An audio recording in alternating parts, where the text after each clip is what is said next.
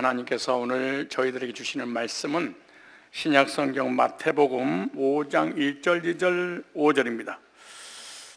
읽겠습니다. 시작. 예수께서 무리를 보시고 산에 올라가 앉으시니 제자들이 나온지라. 입을 열어 가르쳐 가라사대 온유한 자는 복이 있나니 저희가 땅을 기업으로 받을 것이며, 5절만 시작. 온유한 자는 복이 있나니 저희가 땅을 기업으로 받을 것이며, 오늘 본문 말씀을 중심해서 온유한 자는 복이 있나니 라는 제목으로 말씀을 증거할 때 온유의 의미를 깨닫고 온유의 복을 받았는지 확증받는 시간이 되시기를 축복합니다. 예수님께서 산상수훈을 통하여 팔복의 말씀 중에 첫 번째 복이 심령이 가난한 자는 복이 있나니, 물질에 가난한 자가 복이 있다 그러지 않고 마음이 가난한 자, 물질하고 관계없이 부자든 가난하든 마음이 가난한 자는 복이 있나니 천국이 저희 것임이라, 이렇게 말씀하고 있습니다. 두 번째 복이 애통하는 자는 복이 있나니, 애통하는 자는 복이 있나니 저희가 위로를 받을 것이며, 그리고 오늘 세 번째 복이 온유한 자는 복이 있나니 저희가 땅을 기업으로 받을 것이며, 오늘은 온유한 자는 복이 있나니 라는 제목으로 말씀을 증거하도록 하겠습니다. 온유한 자는 복이 있는데 온유한 자는 땅을 기업으로 받을 것이며 라고 말합니다. 그렇다면 온유란 도대체 어떤 의미를 가지고 있을까? 성경에서 뭐라고 말씀하고 계실까? 하나님께서 온유한 자는 복이 있다고 할 때 온유란 의미가 무엇인지 바로 알아야지 바른 믿음을 갖고, 그리고 하나님 관계가 회복이 되어 있습니다. 그래서 오늘은 3개 국어를 통해서 온유에 대해서 알아보려고 합니다. 예를 들어서 우리 국어 사전적 언어, 헬라인들이 온유에 대해서 뭐라고 했는가, 그리고 하나님께서 히브리인들에게 온유에 대해서 뭐라고 말씀하셨는가에 관한 부분을 알게 되면은 성경적 온유가 내게 있는가 하는 것을 알게 됩니다. 그래서 첫 번째, 온유의 개념을 좀 우리가 알고 이해를 해야 됩니다. 온유에 대한 개념에 대해서 국어 사전적 의미의 온유가 어떤 온유인가, 이 따뜻할 온, 부드러울 유자를 사용해서 성격, 태도 따위가 온화하고 부드러움이라는 의미로 표현되고 있습니다. 성격이 온화하고 부드러움, 선한, 착함, 화를 내지 않는, 이 온유의 반대말이 사납다, 지랄맞다, 화를 잘 낸다, 폭력적이다. 이것이 바로 온유의 반대말입니다. 그래서 사전적 의미는 사납지 않는 성격을 온유라, 이렇게 말해요. 이 온유는 사람이 태어날 때 가지고 태어난 성품적 온유를 얘기하는 거예요.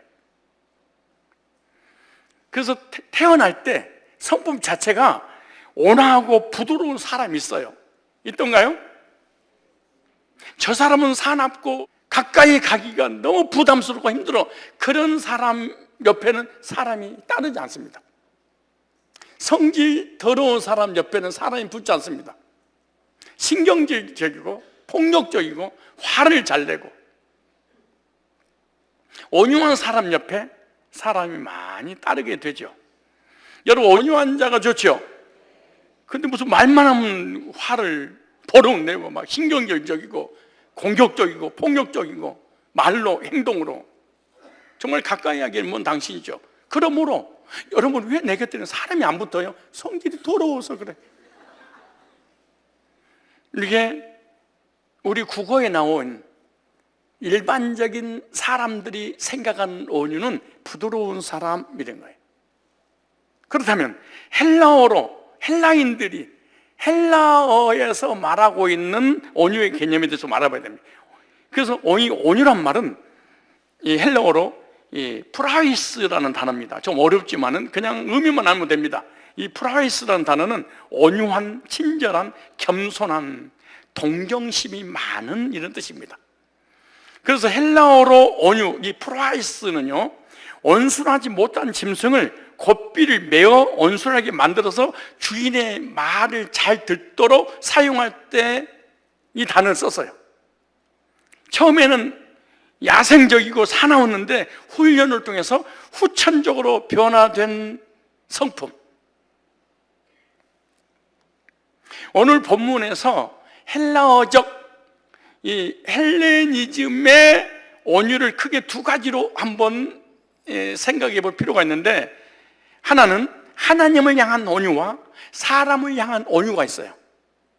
신약 성경은 헬라어로 기록했기 때문에 하나님께서 헬라어를 통해서 우리에게 주시고자 하는 메시지가 있어야 돼요. 그걸 우리가 깨달아야 되지 않겠습니까? 먼저 하나님을 향한 온유. 선천적으로 타고난 부드러운 성격을 이야기하는 게 아니에요. 타고난 성품적 온유를 얘기하는 게 아니에요. 예수님을 믿고 구원받은 사람에게 나타나는 후천적인 성품을 헬라어로는 온유라 이렇게 말해요. 즉 예수님 때문에 온유해진 사람, 예수님 때문에 성품이 변화된 사람. 과거에는, 예수 믿기 전에는 포악하고 난폭하고 사나웠던 사람이 예수 믿고 변화되어 성품이 바뀐 사람. 예수님 믿기 전과 믿고 난 이후에 성품 자체가 바뀌어버리는 사람. 그래서 과격하고 못된 사람이 온유한 사람으로 바뀌어졌을 때 헬라어적 온유입니다. 이 말은 하나님과의 관계 속에서 말씀하고 있는 거예요. 즉 하나님과의 관계가 회복된 사람. 우리가 하나님 앞에서 온유한다고 할 때는 내 판단, 내 경험, 내 이익만을 위해 고집한 것이 아니라 하나님께 모든 것을 맡기는 것을 온유 이렇게 말하는 거예요. 예수 믿기 전에, 구원받기 전에는 내 생각대로, 내 뜻대로, 내 이성대로, 내가 하고 싶은 대로 살았었는데 예수 믿고 난 다음에 나를 포기한 사람, 즉 하나님의 계획과 하나님이 하시는 일에 대해서 원망하지 않고 순종하는 사람. 구원받기 전에는 하나님의 계획과 하나님의 뜻과 하나님 말씀에 저항하는 삶을 살았는데, 구원받고 나니까 하나님의 주권을 인정하고 하나님의 주권을 믿고 하나님 뜻에 저항하지 않는, 나의 모든 인생을, 나의 모든 삶을 내 뜻대로 살 수 있는데 내 뜻을 포기하고 내 견해를 포기하고 내 주관을 포기하고 내 견해와 내 뜻과 내 생각과 내 아집과 내 자존심과 내 철학을 하나님께 예속시킨 사람.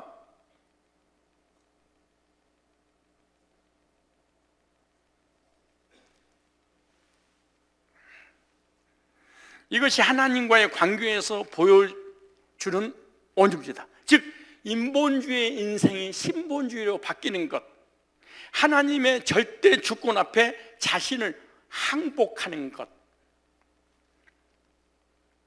이것을 온유라고 합니다.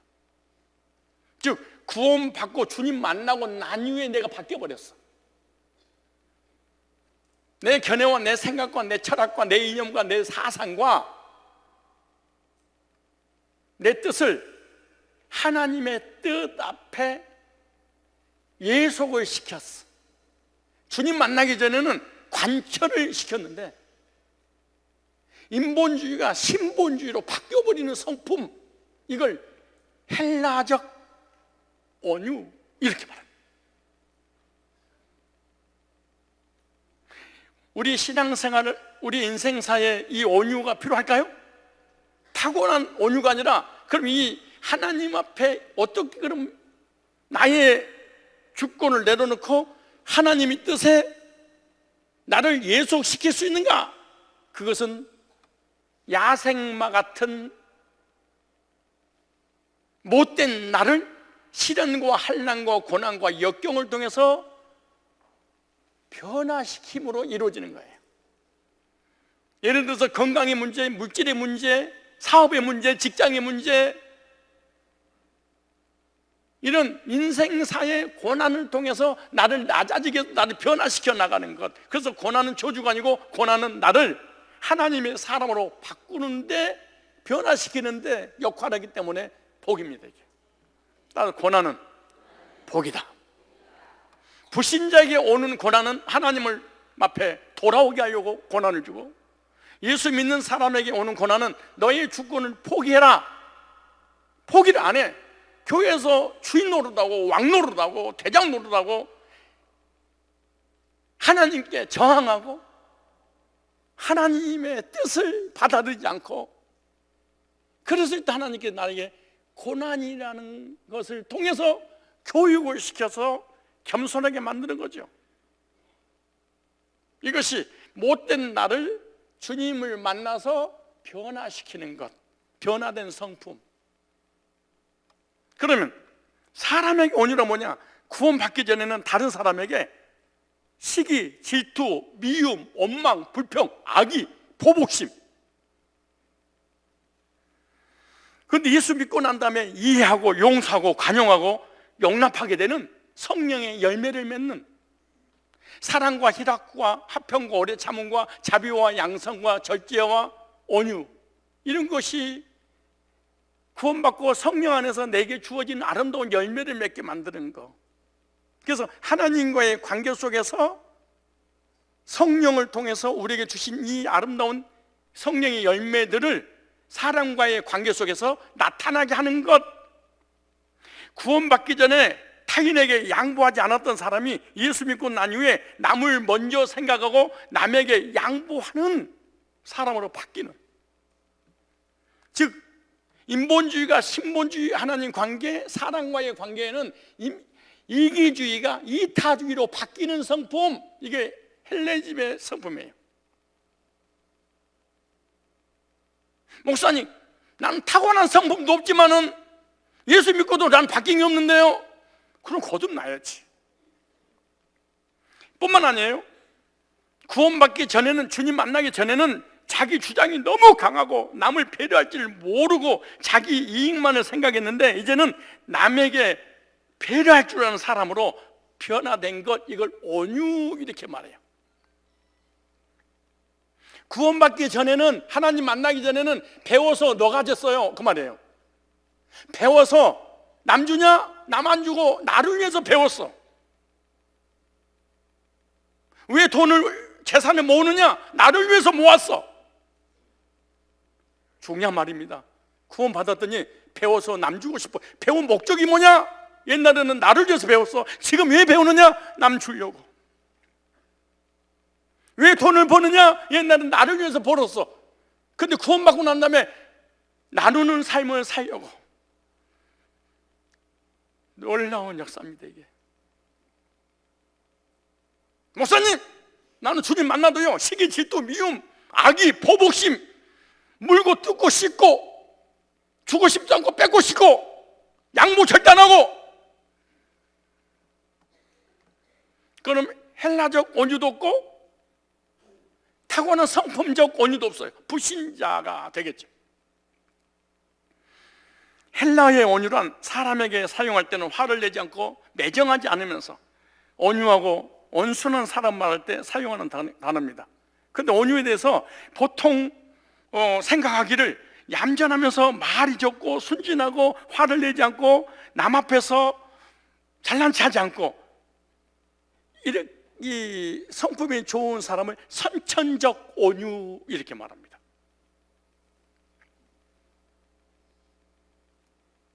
그러나 성경적 온유는 겸손하게 자신을 낮추는 것을 말하는 거예요.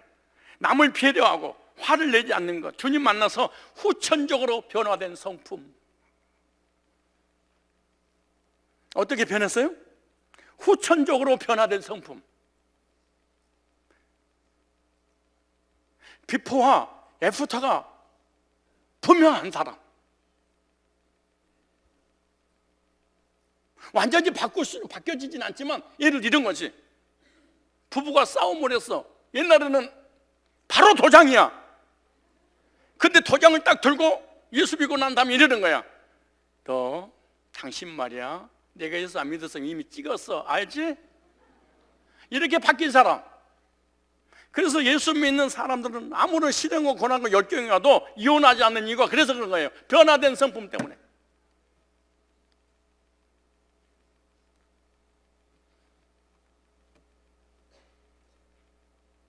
변화된 성품을 가지고 있는 사람은 이런 화가 났을 때, 시험거리가 왔을 때 이런 말을 해요.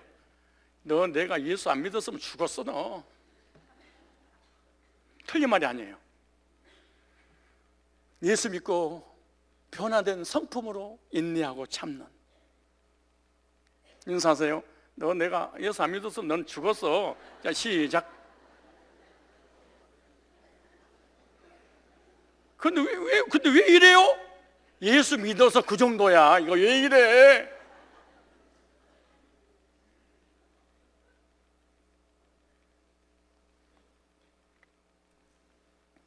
이것이 헬레니즘의 온유입니다. 이성을 바탕으로 사람에 두고 말한 온유는 난폭한 못된 사람이 고난을 통해서 부드러운 사람으로 변화되었다. 무슨 말이에요? 맞아서 변화된 사람.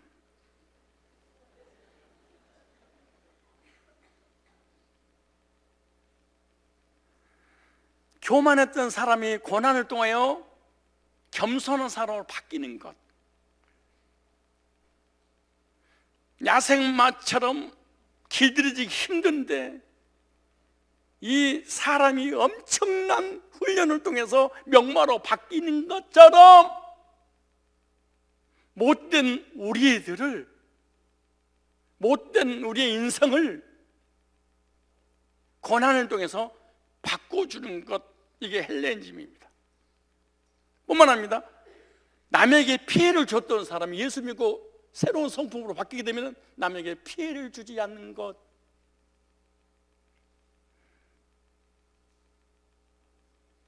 이것은 인간에게 초점을 맞춘 온유입니다. 온유에 대해서 두 가지 말씀드렸어요. 태어날 때 선천적으로 온유한 사람이 있다. 이 사람은 도대체 영혼이 빠져나간 사람처럼 아무리 자존심을 건드려도 안녕하세요. 우리 교회에 이런 안수집사님이 있어요. 내가 이 사람은 25년 정도 우리 교회 청년 출신인데 화를 그렇게 자존심을 건드려 놓고 괴롭혀도 화를 낼 줄 몰라. 저렇게 주일날 소리를 들어도 목사님이 예수 믿어서 너무 온유해져가지고 혼내지 않잖아. 이거 온유인 거예요. 예수 믿고 변화하기 때문에. 이제는 헤브라이즘, 히브리어에서 온유를 뭐라고 하는가? 이것은 어떻게 해석이 되냐? 하나님의 관점으로 해석해야 돼. 하나님의 사상으로 해석을 해야 돼. 그렇지 않으면 온유의 개념을 이해를 못해. 이성적인 온유, 선천적 온유로만 생각하지 하나님이 어떤 사람을 온유라고 하는나. 이 온유란 말이 히브리어로 아나브인데요, 알 건 없습니다. 이해만 하라는 거예요. 겸손한 자, 온유한 자, 가련한 자인데요, 이 단어는 아나에서 왔는데 이 아나라는 단어가 고난당하다, 괴로워하다, 욕보이다, 학대받다에서 유래가 됐어요. 그러니까 아나브라는 이 의미는 뭐냐? 상대로부터 고통을 당하지 않아도 되는데 고난을 당하는 것을 의미하는 거예요. 즉 쉽게 표현하면은 남을 위해서 손해보는 것. 내가 힘과 능력과 지혜와 지식과 모든 것을 다 겸비했어. 그런데 저 약하고 가련한 사람들 위해서 내가 손해를 보는 것을 하나님께서 원하시는 온유예요. 아주 중요한 얘기예요, 이게.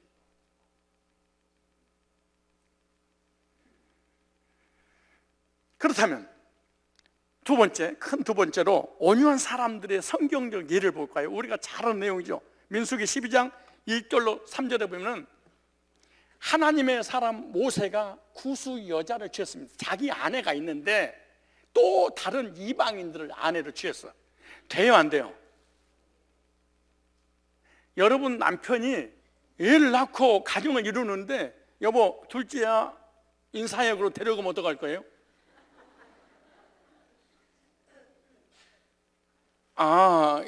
너무 동떨어지는구나.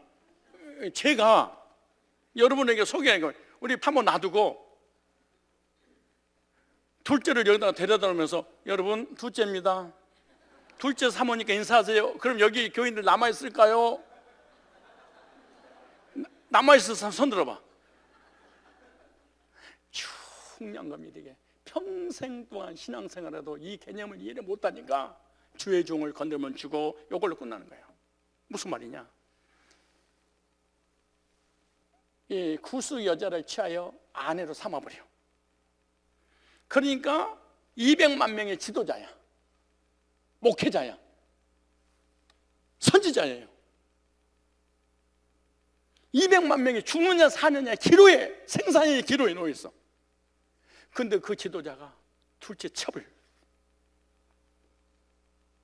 받아들였어. 그걸 본 순간에 제3자는 권면하고 책망하는 게 쉽지 않아요. 가장 측근이 가장 문제야. 그래, 측근이 저주를 받을 수 있고 측근이 복 받을 수 있어. 내가 아니면 목사님을 권면하고 혼낼 사람 누가 있습니까? 나나 되니까 그러지. 그래, 여기 망하는 일진이야. 나나 되니까 목사님 혼내고 권면하고 이러지 말라, 이래라 저래라 이런 것이지, 누나나 되니까, 오빠가 되니까, 형이 되니까 그렇지, 장로나 되니까 목사님을 내가 잡아주는 것이지. 그것이 누구냐? 성가대장 미리암과 제사장, 대제사장 아론이. 기가 막힌 말입니다. 너 지도자가 이방인 여자를 첩으로 들여 백성들 앞에서 엄마하고 막 비방을 해버려. 하나님이 깜짝 놀란 거야. 첩을 얻어서 놀란 게 아니야.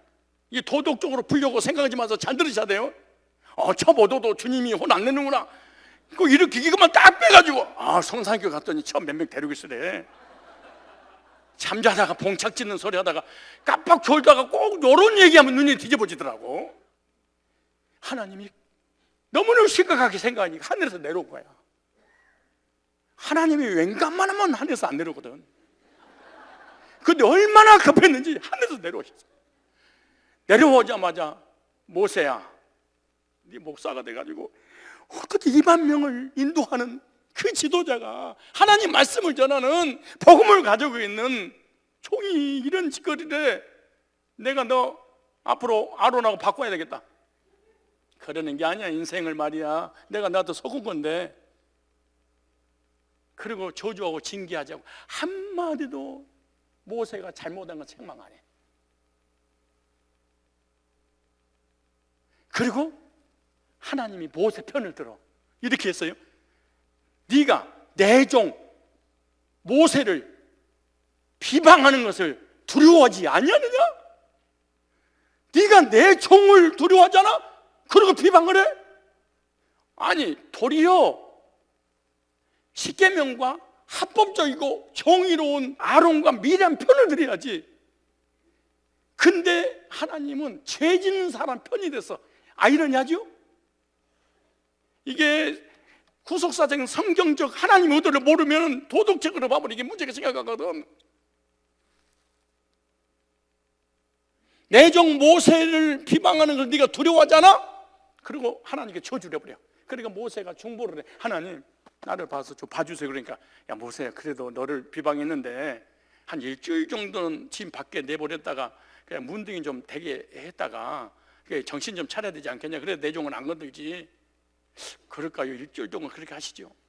이렇게, 아니, 죄 짓는 모세에게 찾아가지고 모세 편을 들면서 잘못한 사람 편 되고 잘한 사람은 도리어 하나님이 문둥이를 만들어버릴 거야. 그러면서 이게 중요해. 이 말 하려고 그런 거예요. 그러면서 벌써 여자들은 나 보려고 하지도 않아. 아이씨, 에휴, 내가 예수 안 믿으려고 그래서 그랬는데. 그러니까 들어봐 끝까지. 그러니까 하나님께서 뭐라고 말씀하시냐면 이렇게 책망하시면서 모세에 대해서 이렇게 말씀하셔. 모세 모함이? 모세 모함이? 맞았어. 모세의 온유함이 지면에 승하더라 그래. 온유라는 단어를 끄집어냈어. 무슨 말이야? 지구 역사에 모세처럼 온유한 사람이 있느냐? 나와봐. 아론 네가 온유해? 미리암 네가 온유해? 세상 사람이 온유해? 이 지구상에서 모세처럼 온유한 사람이 어디 있어? 왜 그랬을까? 두 가지 원리를 적용하면 하나는 모세 같은 선지자 예수님을 보내주실 거다는 예언이야. 그럼 모형도를 통해서 이방인을 취했다는 것은 영적인 면에서 예수님 오시면 이방인들, 우리 대한민국 한국 사람도 복음을 듣고 죄인이 우리가 의롭게 돼서 구원받아서 하나님 백성의 반열에 들어간단다. 그래서 하나님 허락한 거야. 알고 싶지 않겠지. 그냥 여러분들 그냥 교회 다니는 거지 무슨 하나님 마음을 알고 싶겠어요. 그냥 교회 다 갔다는 거지. 깜짝 놀랄 일입니다. 이 첫 번째 원리가. 두 번째 원리가 뭐냐면은 모세는 80년이라는 인생을 살면서 하나님의 뜻을 이루려고 자기를 포기했어. 애굽 사람에게, 이스라엘 백성들에게 하나님께서 주신 사명을 감당하기 위해서 온갖 멸시, 천대, 핍박, 고난을 다 받았어. 이스라엘 백성 애굽에서 출애굽해서 광야를 지나 홍해를 건너 가나안 땅, 약속의 땅에 들어가기 위해서 자기를 포기한 사람이야. 자기를 희생한 사람이야. 자기는 없어. 영적인 것을 위하여 육신적인 것을 포기한 사람이야. 이것을 성경에서 온유라고 해요. 근데 우리가 가지고 있는 온유는 그런 온유가 거의 없어. 타고난 온순한 성품의 소유자가 고난을 통해서 성품이 변화된 헬레니즘의 온유가, 이런 사람들이 훈련받아서 고난받아서 변하는 데지 자기 평생을 복음을 위하여 하나님 나라를 위하여 영웅 구령을 위하여 희생하고 손해보는 사람이 왜 불어가 돼? 그래서 온유한 자 이렇게 주님이 부르지 않는 거예요. 그래서 헤브라이즘의 개념의 온유는 내가 다른 사람들로부터 고난과 고통을 당하지 않아도 되는데 고난을 당하고 있다면 이것을 온유라 그랬어요. 이것을 성경에서 겸손한 자 이런 거예요. 한국과 세계 사람들의 이 온유에 대한 성경적 잘못된 해석이, 그래서 민수기에서 이 모세 사건을 예를 들을 때마다 이 얘기는 잘해. 주의 종 건들면 죽어. 그래서 성도들, 장로들 후회시킬 때 민수기 12장은 언제든지 등장해. 하나님은 흑백을 가리는 사람이 아니다. 잘했냐 못했냐 따지는 분이 아니다. 무조건 하나님의 종인 편이니까 건들면 죽어. 피 맞아도 사망이야. 욕을 써먹지. 하나님의 의도를 찾아내지를 못하는 거지. 그렇다면 모세가 온유했냐? 그런 소리지도 마. 모세는 타고난 성품적 온유도 없었고요, 훈련된 온유도 없었어. 예를 들어 애굽에 40년 동안 바로의 공주의 아들로 있으면서 자기 백성이 애굽 사람들에게 얻어맞는 그런 모습 보고 화가 나서 돌을 들어서 애굽 사람을 쳐서 죽여버렸어. 무서운 사람입니다. 성질이 급한 사람입니다. 불을 보고 못 찾는 사람입니다. 광야에 와서 반석을 향하여 명하라 했더니 화가 치밀어서 내려쳐버렸어. 이스라엘 백성들이 돌을 들어 죽이려고 하니까 하나님, 저들이 내 백성입니까? 하나님의 백성입니까? 왜 나에게 이렇게 힘들고 나에게 고통을 줍니까? 그걸 하나님 막 되들었어요. 온유합니까? 모세가 온유해요? 근데 하나님이 온유하대. 아하, 하나님의 사상을 가지고 성경적 조명을 받으면 모세가 120년 동안 80년 동안 복음을 위하여 40년 동안 광야에서 훈련을 받고 40년 동안 이스라엘 백성들을 출애굽시켜서 광야의 고난을 받았구나. 뭐 때문에? 하나님 나라를 위하여, 복음을 위하여, 영혼 구령을 위하여 하나님의 뜻이 하늘에서 이룬 것처럼 이 땅에서 이루어지게 하려고. 그래서 영적인 부분을 위해서 육신적으로 포기했던 그 모세를 향하여 하나님은 모세의 온유함이 지면에 승하는 걸 알지 못하느냐.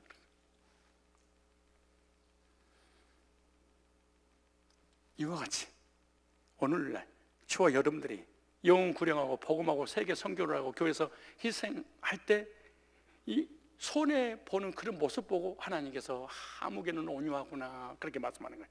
성질은 더러운데 뭐라고? 온유한 자라. 중요한 예를 들은 거예요. 성질은 어쩌면 그렇게 지랄 많냐, 근데 너는 어쩌면 복음을 위해서 그런 손해를 보니 이걸 온유한 자 그런 거예요. 나는 너무나 겸손하고 착하고 선하고 사람 관계가 너무 좋은데 복음을 위하여 영구를 위하여 하나님 뜻을 이루는 일에 있어서 손해를 안 봐. 그럼 하나님께서 악한 자여 그런 거예요. 게으른 자여. 진짜 복음으로 인격적으로 주님 만나서 구원받고 설교를 듣고 성경의 성령을 통해 조명을 받아야만이 와 진짜 이거 있구나 이거. 근데 주님 만난 적이 없으면 이런 엄청난 원리를 전해더라도 이런 거야. 그러든가 말든가. 이게 종교인이 돼버리고 마는 거예요. 그렇다면 모세의 예를 들어서요. 그럼 예수님의 예를 들어볼까요? 예수님께서 뭐라고? 마태복음 11장 29절에 나는 온유하고 겸손하니. 하나님께서 모세에게 하신 말씀을 예수님이 이 땅에 오셔서 나는 보세요. 마음이 온유하고 뭐하니? 겸손한 나의 멍에를 메고 내게 배우라. 그러면 너희 마음이 힘을 얻으니. 여기서 온유라는 단어가 히브리어로 아나브라는 단어입니다. 그러니까 모세에게 사용했던 온유와 예수님이 사용했던 이 온유가 같은 의미예요. 이 말씀은 예수님께서 나를 위해 십자가에서 대신 죽을 것을 예언하고 계시는 거예요. 예수님은 아무 죄도 없으신 분인데 고난받을 필요가 없는데 선택받은 죄인들을 위해 자신이 십자가에서 고난당하시고 학대받고 모욕을 당함으로 죄인들을 위해서 죽으실 것을 미리 예언하면서 이것이 온유로 한다 이렇게 알려주고 있는 거예요.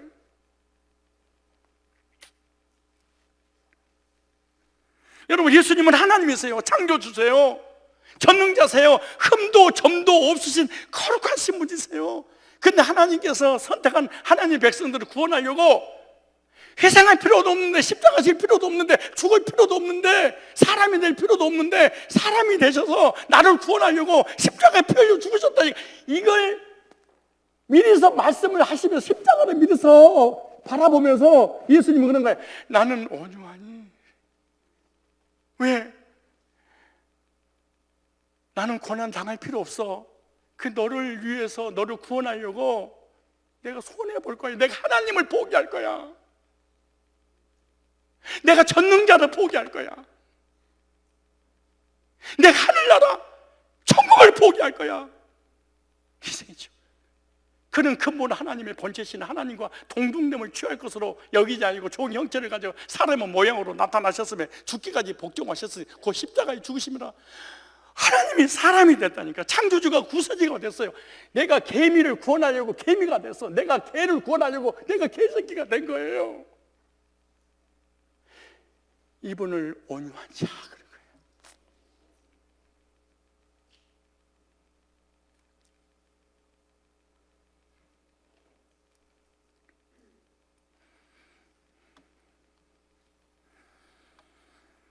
그렇다면 이제 우리가 온유한다는 것은 자신은 손해볼 필요가 없지만 남을 위해 손해를 보고 자신의 몸을 희생하는 것이 하나님 보시기에 겸손한 자, 온유한 자. 그러니까 나는 하나님이 단 한 번도 내게 온유한 자라고 해본 적이 없구나. 단 한 번도 20년, 30년, 50년 동안 신앙생활 하는데 단 한 번도 너는 온유한 자야, 죄를 졌냐 안 졌냐 이걸 묻는 게 아니에요. 왜냐? 복음을 위해서, 영혼 구령을 위해서 공동체를 위해서 손 하나 까딱 안 하면서 나는 온유한 자여 구원받아서 이럴 수 없다. 왜?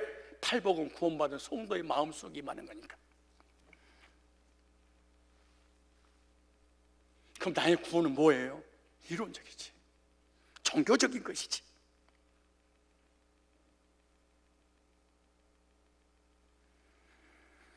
내가 가지고 있는 능력이잖아요.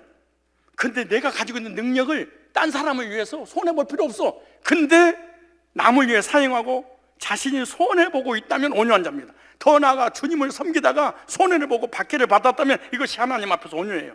복음을 전하다가 손해를 봤어, 온유한 자예요. 영혼은 구령을 위해서 선교하는 일에 물질을 드림으로 내가 손해를 봤어, 내 것을 주님 때문에 손해봤어, 온유한 자. 주님이 영광을 위하여, 복음을 위하여, 영혼 구령을 위해서 사역하다가, 봉사하다가 억울한 일을 당했어.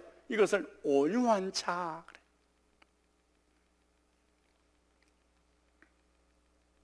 말씀을 들어보니까 온유한 자 같아요?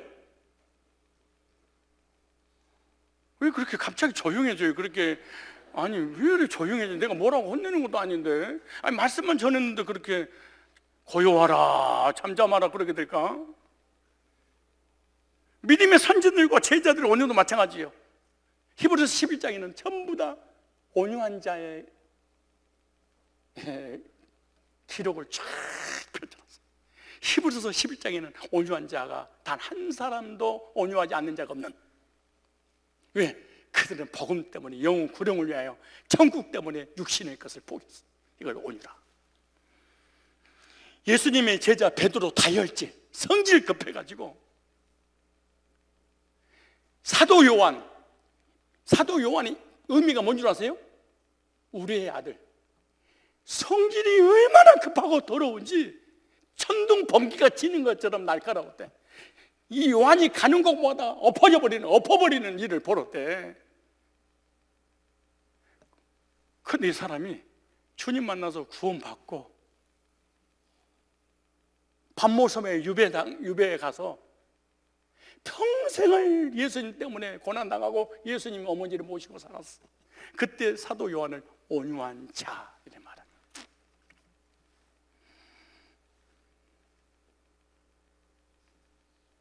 인사하세요. 이제서 당신이 온유한 분인 걸 알았어요. 시작.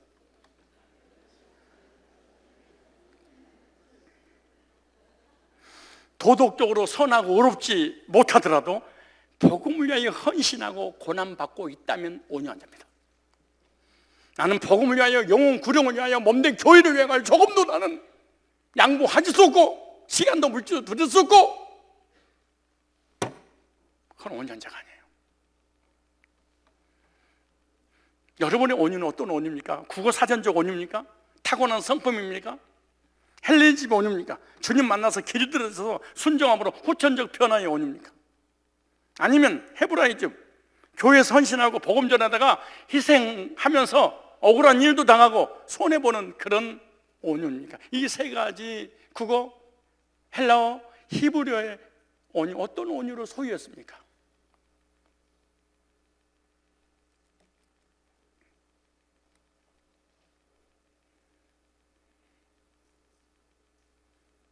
착한 사람하고 성질 못된 사람하고 교회 안에 싸움 붙었는데 못된 사람이 나쁜 놈이고 성질 좋은 사람이 좋은 사람이야. 근데 하나님은 누구 편을 드냐? 온유한 자의 편이야. 성질 나쁘다고 그 편이 안 들어주는 것도 아니고 성질이 좋다고 안 들어주는 게 아니야. 복음 위해서 온유한 사람, 성질이 좋은 사람이 희생하고 있다. 온유한 자예요. 성질이 더러운데 주님을 위해서 희생하고 있다. 손해보고 있다. 온유한 자예요. 성질은 너무너무 좋은데 주님을 위해서 손해보지 않는다. 온유하지 않아요.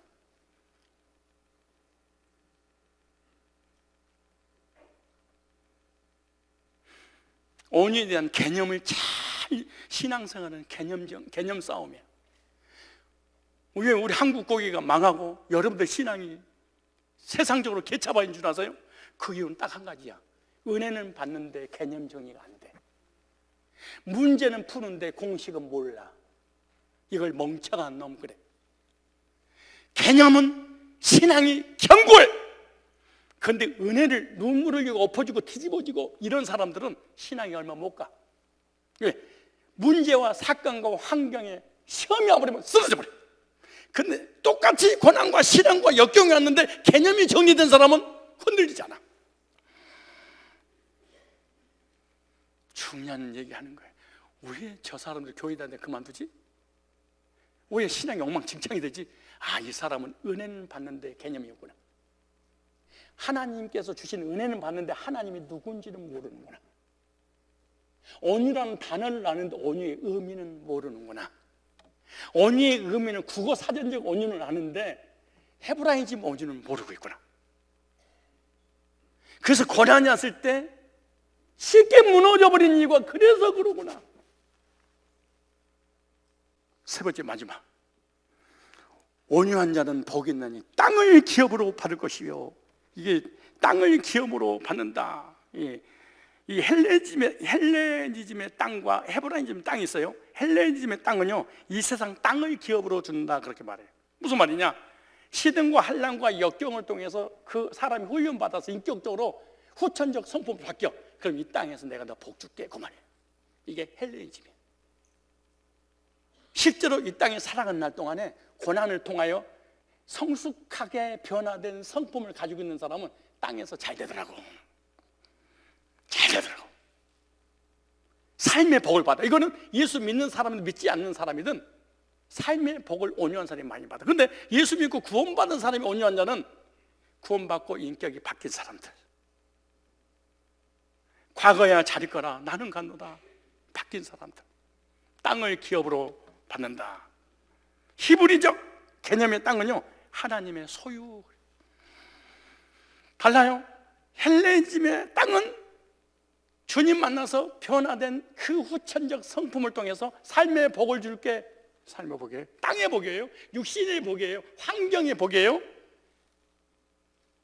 그런데 하나님의 사상적 개념에 근거한 땅은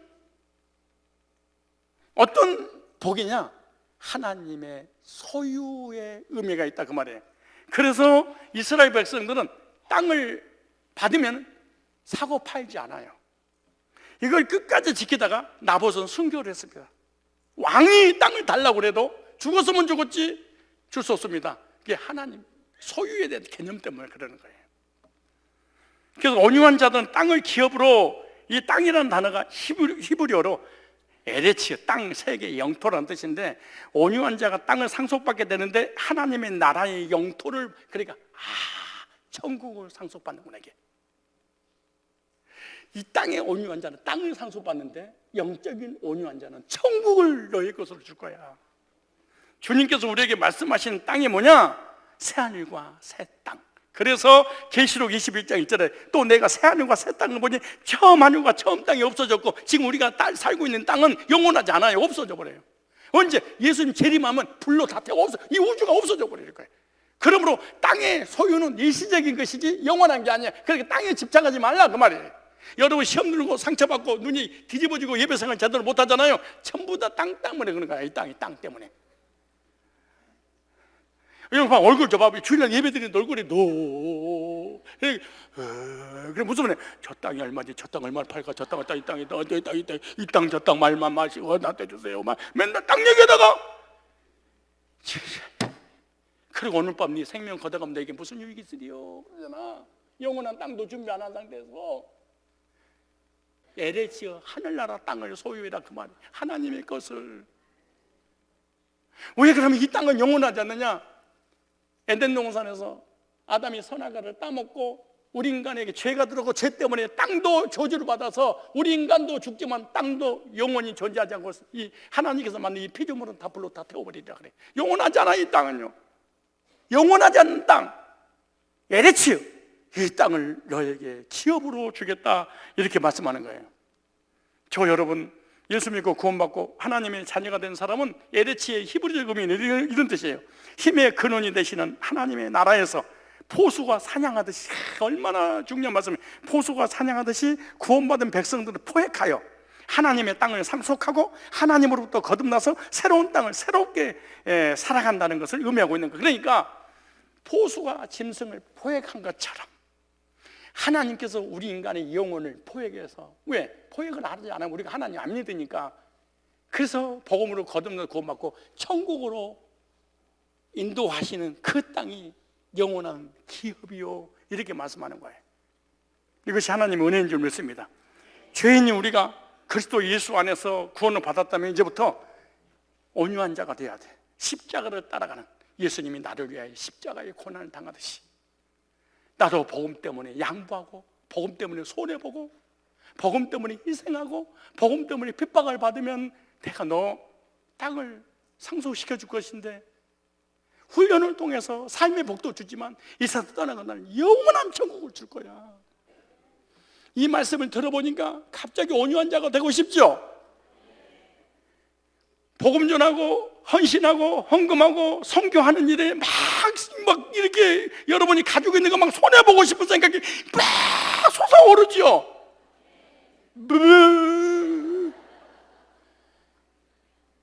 이런 사람이 무슨 11조를 하고 감사응감하고 성경을 하겠어요?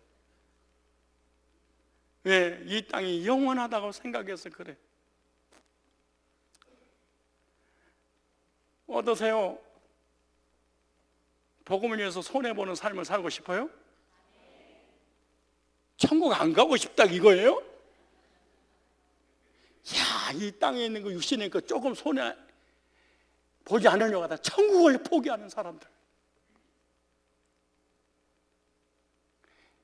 교회에서 헌신하고 봉사하고 충성하고 예수 믿는다는 이유 하나 때문에 불신자들에게 박해를 받으면 그때 꼭 그렇게 하세요. 하나님 보시기에 나를 온유한 자는 복이 있나니 이 강중의 온유함이 지면에 승하더라. 하나님 감사합니다. 이래야 되겠어요? 한번 맞짱 떠야 되겠어요?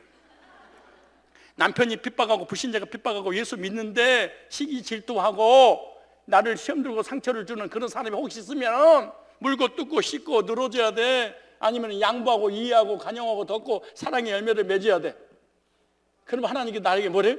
어쩌면 너는 그렇게 온유하니? 그럴 거야. 성질이 좋은 온유가 아니에요. 훈련받은 온유도 중요하지만 진짜 온유는 영원한 것을 위하여 육신의 것을 손해볼 때 성경에서 뭐다? 온유한 자라. 이 말씀을 들어보니까 듣고 난 다음에 봐보세요. 온유한 사람인가 봐봐봐. 아니 장로님은 이 집사님은 그렇게 물고 뜯고 씻고 난리를 쳐도 어쩌면 저렇게 변함없이 예배드리고 기도하고 헌신하고 헌금하고 선교하는 일에 쓰임받아. 내가 그 개야 짖어라 열차는 달린다 어쩌면 저럴까.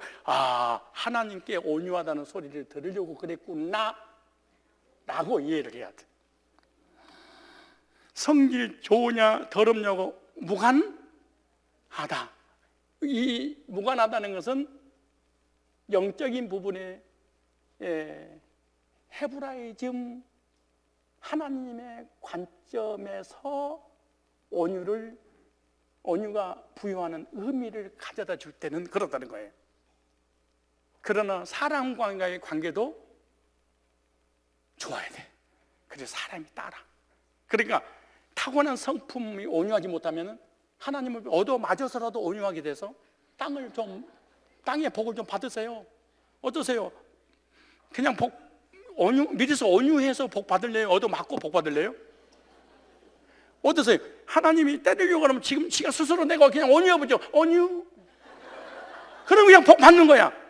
그렇게 복 받을래요? 얻어맞고 받을래요? 아니 그냥 겸손해서 그냥 하나님이 때리기 전에 겸손해서 복을 받을래요? 얻어맞고 복을 받을래요? 얻어맞고 그렇게 된가? 나는 얻어맞고 복 받고 싶은 생각이 추워도 없어.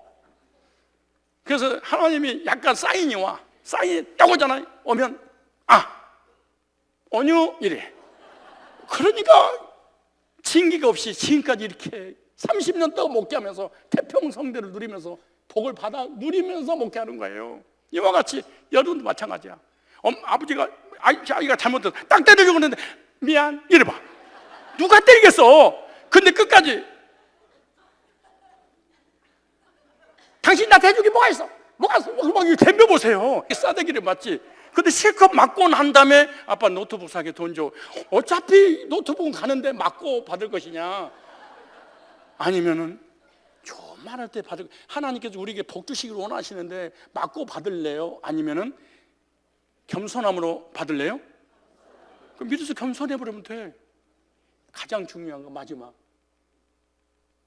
복음 때문에 영혼 구령을 위해서, 비록 내가 못됐지만, 비록 연약하지만, 비록 실수 많이 했지만, 잘못한 거 많아, 이걸 쉽게 예를 들고 마치겠습니다. 하나님은 죄 짓는 인간은 써도 아픈 인간은 못 써. 두 얘가 있는데 하나는 아파서 뒤집어져 있어. 근데 하나는 너무 속을 썩이는데 건강해. 누가 아픈 애가 심부름 할까요? 건강한 애가? 못됐는데 건강한 애가 심부름 할까요? 건강한 애가. 하나님이 누구를 온유한 자라고 그러냐? 하나님의 복음을 위해서 손해보는 사람을 향해서 너의 온유함이 지면에 성하더라. 천국을 상속받는 상속권자들이 다 되시기를 주님의 이름으로 축복합니다.